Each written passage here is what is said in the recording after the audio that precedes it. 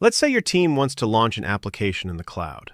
You need a network, a few servers, a database, storage, and security rules. You could create all of this manually by clicking through the AWS or Azure console. That may be fine once, but soon you need the same setup for testing and production. Another engineer joins the team and needs to understand how everything was configured. Manual setup becomes difficult to repeat and even harder to maintain. This is where Terraform helps. Terraform is a tool that allows us to create and manage infrastructure using code. Instead of creating each item manually, we describe what we need in a Terraform configuration file. This approach is called infrastructure as code. Writing infrastructure as code gives us several advantages. We can store the configuration in Git, review it with the team, track changes, and use it again when we need another environment. Terraform configurations are written using HCL, which stands for HashiCorp Configuration Language. Terraform is declarative. This means we describe the final result we want, instead of writing every step needed to get there. With Terraform, you define the required infrastructure. Terraform determines which resources need to be created, updated, or removed. There are 4 important concepts to understand. The first is a provider. A provider allows Terraform to communicate with another platform. The AWS provider connects Terraform to AWS. Other providers are available for Azure, Google Cloud, Kubernetes, GitHub, Datadog, and many other services. Terraform itself does not host your infrastructure. It sends requests to these platforms through their APIs. The second concept is a resource. A resource is an individual piece of infrastructure managed by Terraform. A virtual machine is a resource. A database is a resource. A network, storage bucket, or DNS record can also be a resource. The third concept is state. Terraform needs to know which real resources belong to its configuration. It keeps this information in a state file.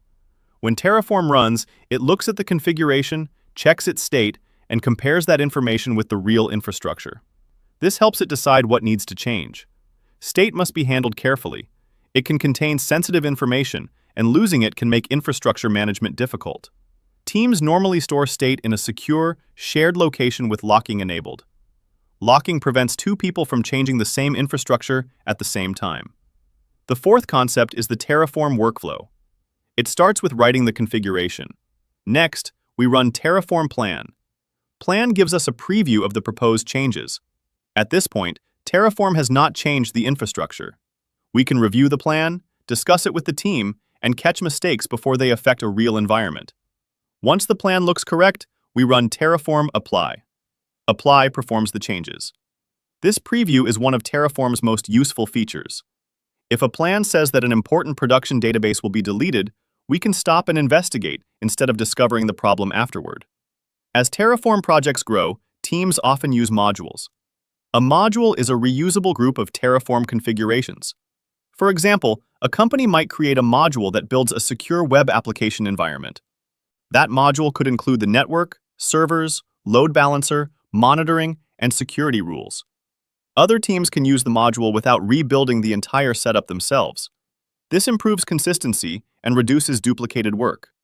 There is also a common issue called drift. Drift happens when the real infrastructure no longer matches the Terraform configuration. Suppose Terraform creates a server with a particular size.